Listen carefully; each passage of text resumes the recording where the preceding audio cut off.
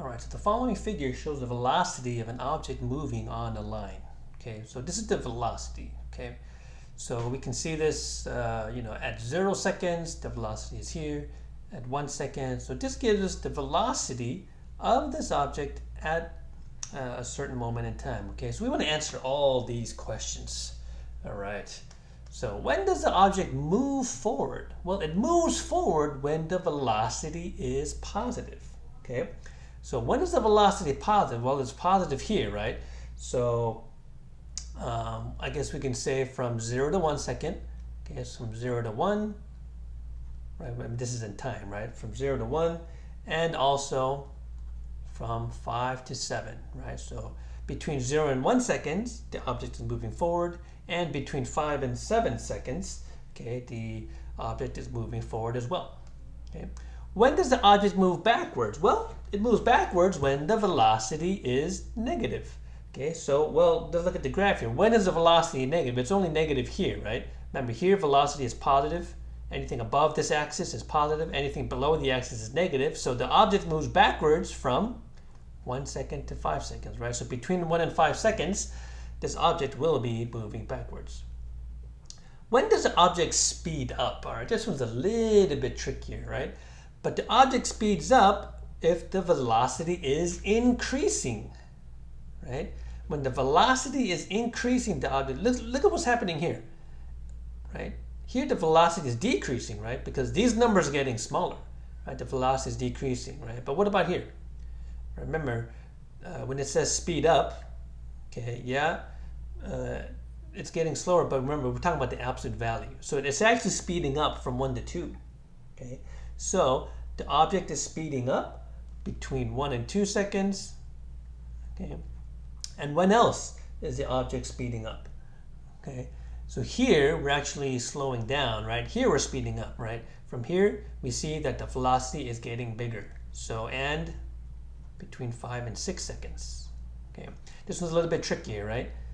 Okay. When is the object slowing down? Okay, it's slowing down between 0 and 1, right? We can see as we move here, the velocity is getting smaller, okay?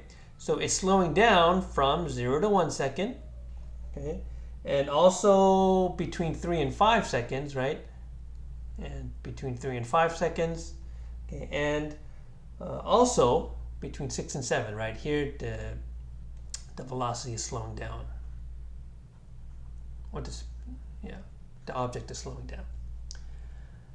All right. When is the object's acceleration positive? Okay. So how do we know that it's the acceleration is going to be positive, right? It's going to be here, okay, between 3 to 6. Okay. So we see that essentially the rate of change, right? When we say the rate of change, the slope of the velocity is positive. Then the acceleration is positive. Okay, so that's going to be from 3 to 6. Okay, so it's positive from 3 to 6. Okay, when is the object's acceleration negative? It's when the slope is negative, right? So when the velocity has a negative slope, then the acceleration is also going to be negative. Okay, so positive from 3 to 6. Okay, negative